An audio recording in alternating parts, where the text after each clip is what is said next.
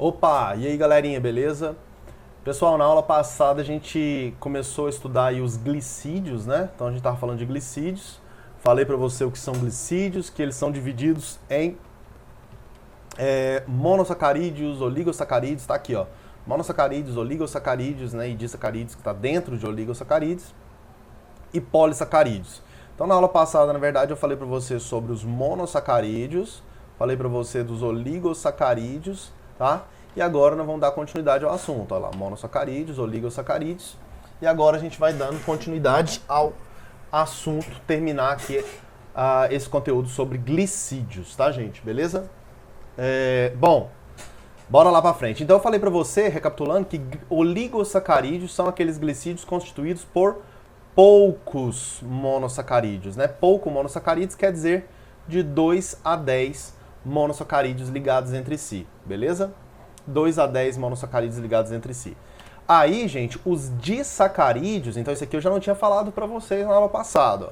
Então, os disacarídeos, eles são oligosacarídeos que têm apenas 2 monossacarídeos. Então, eu posso entender os disacarídeos como sendo um tipo de oligosacarídeo, tá? Um tipo de oligosacarídeo que tem só 2 monossacarídeos associados aí, através do que nós chamamos de ligação glicosídica, tá? Ligação glicosídica é essa ligação que vai ser estabelecida entre 2 monossacarídeos. Aqui, gente, eu coloquei os 3 principais exemplos de disacarídeos que nós temos, tá? Os 3 principais exemplos. A maltose, que é um exemplo importante. A maltose ela é formada por 2 glicoses. Aqui é porque está em inglês, tá? Está escrito glucose. É a glicose, tá? Então, maltose é formado por glicose mais glicose. Então, 2 moléculas de glicose associada, ok? Vou colocar isso aqui, já tá, apesar que já está ali, né? Mas está aí, ó, glicose mais glicose. É importante saber o seguinte, esse disacarídeo, na nossa alimentação, na nossa nutrição, ele geralmente vem... Ele geralmente vai ser obtido por nós a partir da quebra do amido. Depois eu vou falar mais disso. Da quebra do amido. Porque o amido é um tipo de carboidrato, é um polissacarídeo, beleza? É um polissacarídeo. E é um carboidrato muito presente na nossa dieta. Né? Então o amido você sabe que vai estar no arroz, está na batata, está na mandioca, está no milho. Então... no macarrão, então tá em grande parte da nossa dieta, né, os carboidratos que a gente ingere, a maior parte é amido, tá? Amido, que é um tipo de carboidrato aí, polissacarídeo vegetal. Quando ele vai sendo quebrado pelo seu organismo, né? Quando ele vai sendo quebrado pelo seu organismo, ele vai acabar gerando a maltose. Vou até colocar aqui no cantinho, não sei se você lembra disso, ó. Quando você estuda lá sistema digestório, você lembra que o amido, ele vai começar a ser digerido por amilases, lembra disso? Amilases, então tem amilase salivar, depois tem amilase pancreática, e aí esse amido vai sendo quebrado em maltose, beleza? Em maltose por essas amilases. Depois essa maltose vai ser quebrada novamente, né? Aí ela é quebrada pela maltase, e aí quando ela é quebrada pela maltase, ela vai gerar glicose mais glicose, ok? Então, por isso que a gente fala que a maltose, a principal fonte de maltose que nós temos, é a partir do amido, é a quebra do amido, é a digestão do amido que está acontecendo no nosso intestino, ok? Então, esse aqui é um disacarídeo, né, que acaba tendo, geralmente, uma função energética na nossa dieta, porque você vai quebrar em glicose, o que você vai absorver, no final das contas, vai ser moléculas de glicose, tranquilo? A sacarose, gente, isso aqui, ó, tá aqui sucrose, tá em inglês, tá? Isso aqui é a sacarose. Sacarose. Então aqui está a maltose, aqui está a sacarose, que é um disacarídeo também. E do que a sacarose é feita? Você está vendo ali, ó. Ela é feita pela ligação entre glicose mais frutose. Ok? Lembrando que essa sacarose aí, gente, isso aqui ela é obtida principalmente em frutos, né? Muitos frutos têm sacarose. E, principalmente, na maioria das pessoas aí, pelo açúcar de cozinha, aquele açúcar de mesa, a gente chama de açúcar de mesa, aquele açúcar que você coloca no suco, no leitinho, né, para fazer doce, que você compra no supermercado, ok? esse açúcar é sacarose, tá? Então acaba que a principal fonte aí da maioria das pessoas da sacarose é esse açúcar de mesa, tá? Que é a sacarose, com ligação de glicose e frutose. Então também tem aquele processo, né? A sacarose, vou colocar aqui, ó, a sacarose, quando ela passa pelo seu sistema digestório, lá no seu intestino, vai ter a enzima, a sacarase, que vai digerir essa sacarose e vai gerar a partir dela glicose mais frutose, beleza? Glicose mais frutose. Essa que é a ideia aí. Bom, aqui um terceiro exemplo importante que nós temos é a lactose, né? Vou escrever aqui, tá escrito ali, ó, mas aqui tá a lactose. A lactose, ela é feita de quê? Ali tá escrito em inglês, é a glicose mais a galactose, ok? Ou seja, quando a gente tem a quebra da lactose, inclusive isso aqui muitas pessoas têm um problema para fazer isso, que é a lactose tem que ser quebrada em glicose mais frutose, ou desculpa, glicose mais galactose, ok? Porque você tem que entender uma coisa, gente, lá no seu intestino não acontece absorção de disacarídeo. Disacarídeo tem que ser quebrado em monossacarídeos, né? Você está vendo que sempre ele é quebrado em monossacarídeos, igual lá ó, a maltose é quebrada em glicose e glicose, que são 2 monossacarídeos. A sacarose é quebrada em glicose mais frutose, que são 2 monossacarídeos. E a lactose vai ser quebrada em glicose mais galactose. Glicose mais galactose, que também são 2 monossacarídeos. E aí esses monossacarídeos é que vão ser absorvidos. Agora, para fazer esse processo acontecer, qual que é a enzima? A lactase, beleza? A lactase. E aí tem muitas pessoas que têm problema na produção dessa lactase. Produz pouca lactase ou não produz nenhuma lactase. E acaba tendo dificuldade para digerir a lactose. É o que a gente chama de intolerância à lactose, ok? Então, se quiser anotar essa OBS aí no seu caderno, ó, coloca aí, OBS, a intolerância à lactose, a intolerância à lactose ocorre devido a problemas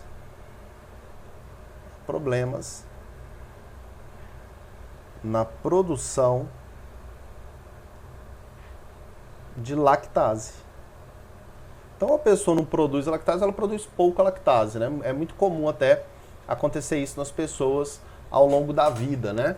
Teve até um estudo interessante que eu vi algum tempo atrás, mostrando que o ser humano, né, inicialmente, a condição primitiva era ser intolerante à lactose, tá? Deixa eu explicar isso melhor para você entender. O que esse estudo estava mostrando? Estava mostrando que o ser humano, originalmente, é intolerante à lactose. E a capacidade de ficar digerindo lactose na fase adulta foi uma característica que surgiu depois.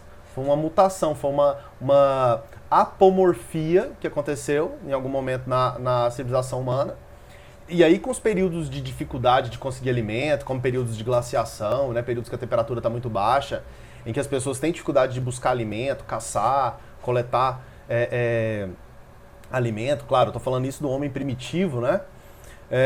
As pessoas que tinham a capacidade de digerir a lactose, que era uma exceção, tá? É como se fosse uma mutação de alguns indivíduos, essas pessoas acabavam conseguindo obter ali o leite, né, de alguns animais domesticáveis, né, comiam leite ou derivados do leite e conseguia então se alimentar, não morria de fome.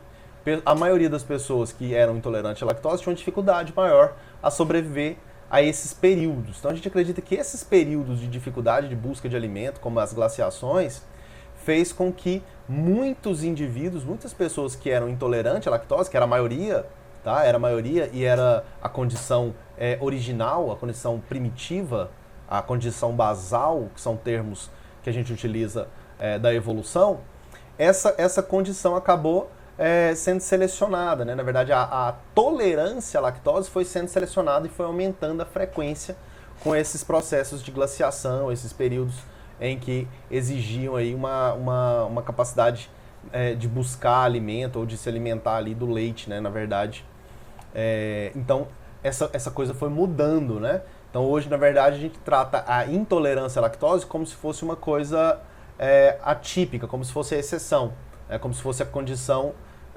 anormal, nova, uma mutação. Mas, na verdade, a mutação foi a tolerância à lactose, né? Ou seja, a característica nova foi ter a tolerância à lactose durante toda a vida, né? Esse estudo mostra isso, achei bem legal ele, né? Tranquilo isso, gente? Então, quando falar de intolerância à lactose, lembra, é problema na produção da lactase, ok? E de onde que vem a lactose? De onde que vem esse carboidrato aqui, né? Que eu falei pra você que a maltose vem da quebra do amido, eu falei pra você que a sacarose vem do açúcar de mesa, e da onde que vem a lactose? Né? A lactose vem do leite, né, gente? Então, vem do leite, ou seja, isso aqui é obtido a partir de leite e derivados. É o açúcar do leite, tá? Leite e derivados é a fonte de lactose. Assim como sacarose, eu coloquei ali frutos e açúcar de mesa. Aqui, leite e derivados. E a maltose a partir da quebra do amido. Beleza? Bora pra frente. Ligação glicosídica. Bom, eu falei pra você que 2 monossacarídeos se ligam através de uma ligação glicosídica, né? Então, um disacarídeo tem ali uma ligação glicosídica, igual você tá vendo aqui, ó. Aqui tá mostrando a lactose, né? A lactose. E aqui tá mostrando aí a ligação glicosídica, que é uma ligação que está acontecendo entre 2 monossacarídeos. Qualquer ligação acontecendo entre 2 monossacarídeos, nós vamos chamar de ligação glicosídica. Bom, é importante você conhecer essa reação aqui, tá, gente? Então, nessa reação aqui, o que está mostrando para você? Aqui está mostrando o seguinte: a galactose, que é um monossacarídeo, a glicose, que é outro monossacarídeo, vão se ligar. Esse processo aqui, você lembra? Já comentei isso com você. É um processo de síntese por desidratação. Síntese por desidratação, ok? Então vai acontecer a ligação. Como que esse processo acontece? Esse processo vai acontecer da seguinte maneira, olha só. Aqui tem uma hidroxila, e aqui tem um hidrogênio que vão se ligar, beleza? Essa hidroxila e esse hidrogênio que vão se ligar, eles vão formar, gente, aquela molécula de água que está aqui, ó. Essa molécula de água que está aqui, tá vendo, ó? Então, na verdade, essa molécula de água que está aqui foi produzida a partir daquela hidroxila com aquele hidrogênio, né? Então, sai a hidroxila de um monossacarídeo, sai uma hidrogênio de outro monossacarídeo e forma água. E aí, onde estava essa hidroxila, né? Ou seja, o carbono que estava com essa hidroxila aqui vai acabar se ligando, né? Vai acabar se ligando com o oxigênio que estava aqui, com esse oxigênio aqui, ó. Ou seja, esse carbono que está aqui acaba, né, se ligando com esse oxigênio que está aqui, ok? Então acontece aí a chamada ligação glicosídica, tá certo? Essa ligação glicosídica, ela pode acontecer de diversas maneiras, tá? Mas aqui é uma ligação muito comum, que é a ligação que acontece entre o carbono 1 e o carbono 4, tá vendo, ó? Tá vendo que tá numerado aqui os carbonos? Isso é uma coisa que se preocupa mais na química, né? Mas os carbonos de qualquer molécula orgânica, eles podem ser numerados. Aqui é o carbono 1, aqui é o carbono 2, tá pequenininho, não sei se você tá vendo. 3, 4, 5 e aqui o carbono 6. Então, o carbono 1 desse monossacarídeo, ele tá ligado aqui, ó, né? Lógico, tem o oxigênio aqui no meio, e tá ligado aqui no carbono 4, né? Aqui está o carbono 1, aqui está o 2, aqui está o 3, aqui está o 4, aqui está o 5, aqui está o 6. Então, carbono 1 ligado no carbono 4, beleza?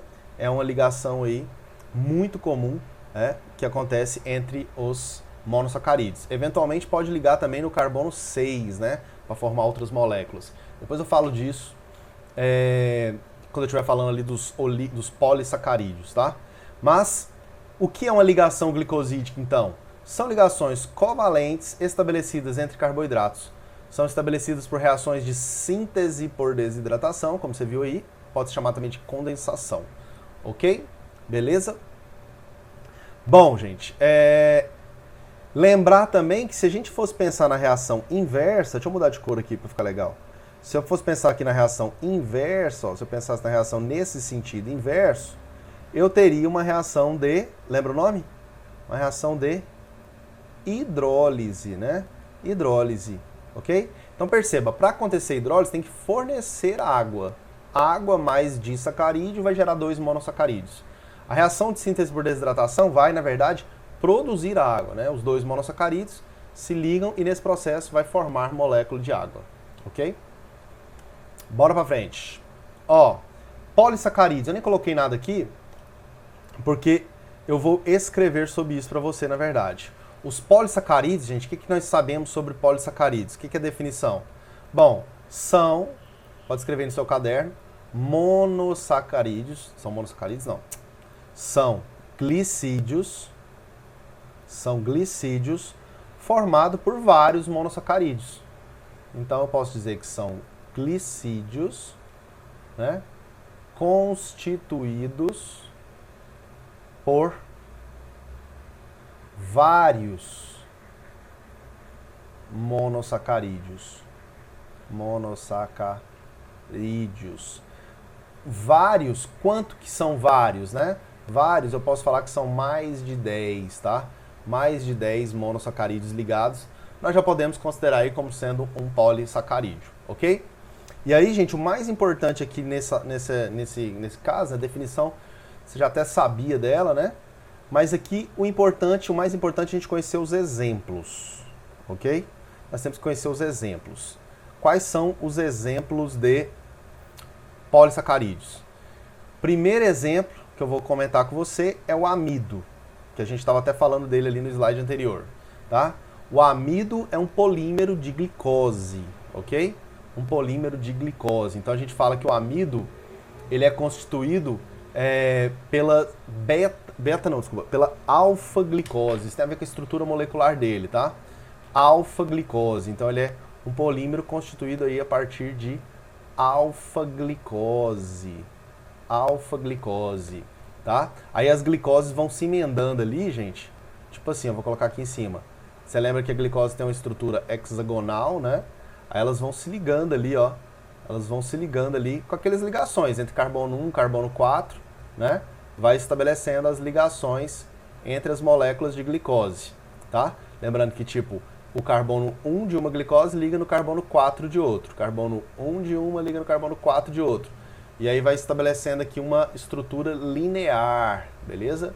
Uma estrutura linear. Então vai formando aqui uma sequência, mas ela também pode ter ramificações, beleza?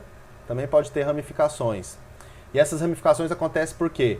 Porque tem o carbono 6, né? Tem o carbono 1, 2, 3, 4, 5, tá o 6 aqui assim, ó. O carbono 6 está aqui assim.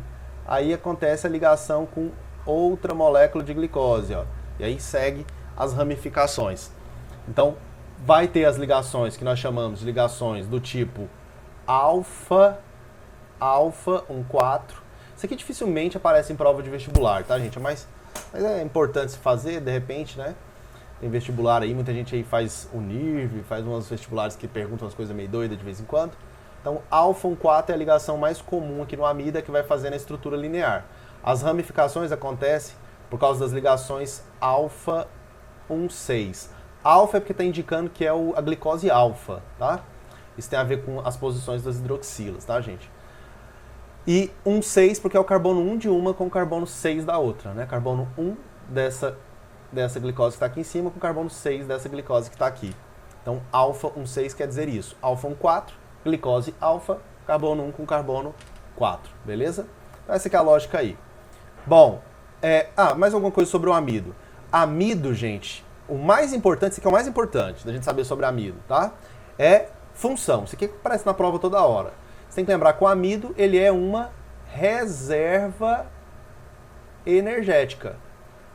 Beleza? Reserva energética de quem? Quem usa amido como reserva energética? Plantas e algas. Então eu quero que você lembre disso. Plantas e algas usa amido como reserva energética. Então essa é a função. É uma reserva energética de plantas e algas, ok? Então funciona assim, né? Quando a planta está produzindo muita matéria orgânica, produzindo muita glicose e está gastando pouco, vai começar a sobrar glicose. Aí ela pega as glicoses e vai emendando as glicoses, vai ligando as glicoses, formando amido. Isso acontece em alguns tecidos, pode acontecer no caule, pode acontecer na raiz, tá? Mais comum nesses órgãos aí. Então fica lá armazenado.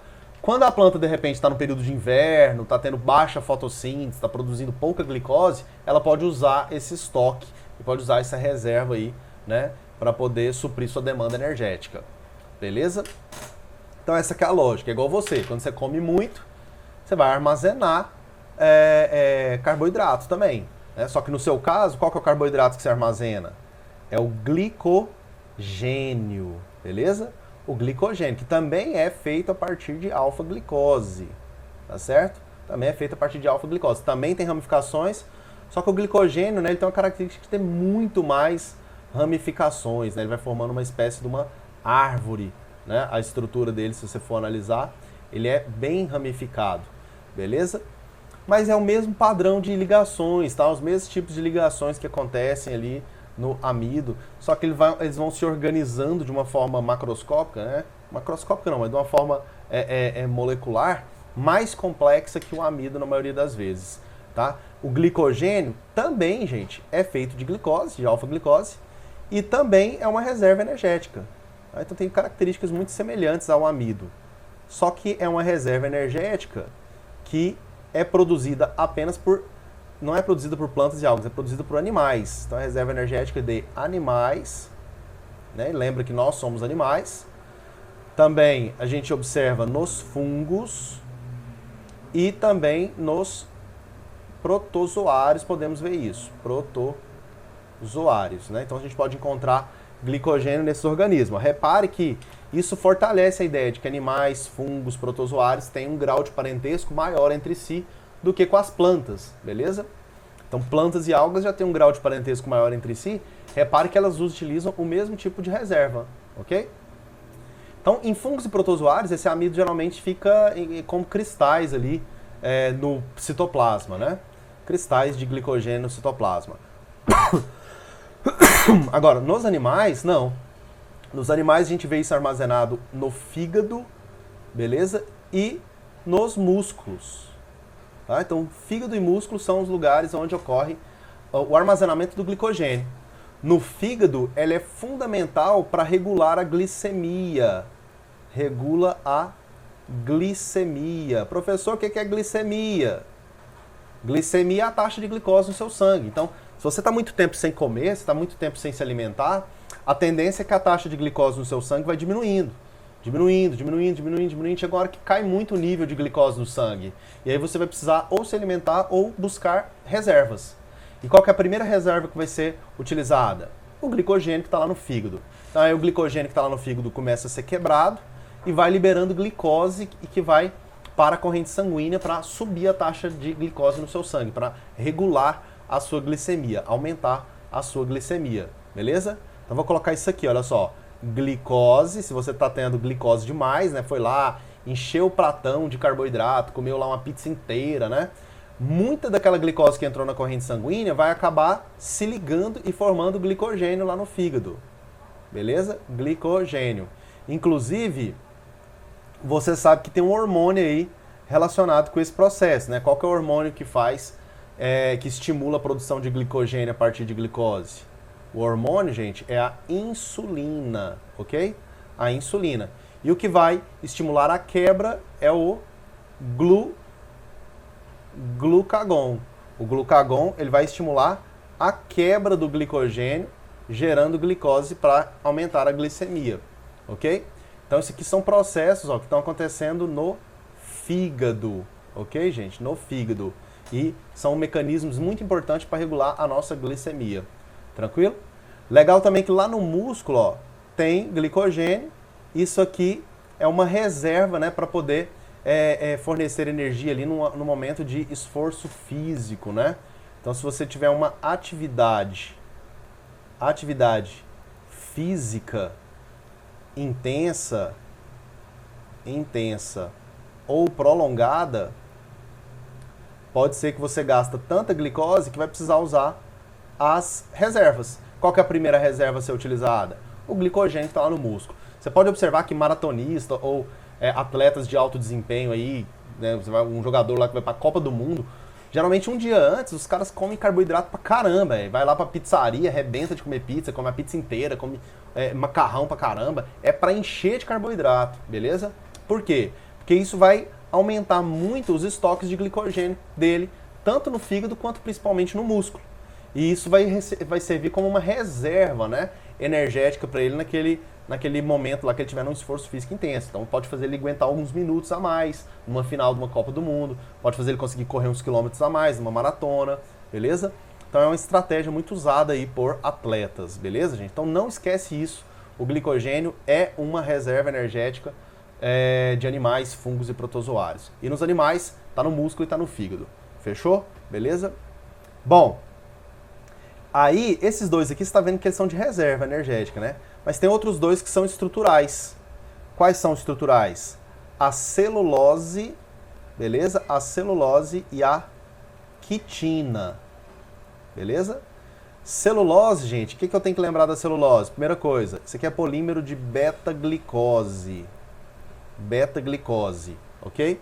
Enquanto que a quitina é um derivado da glicose. É um derivado da beta-glicose, tá?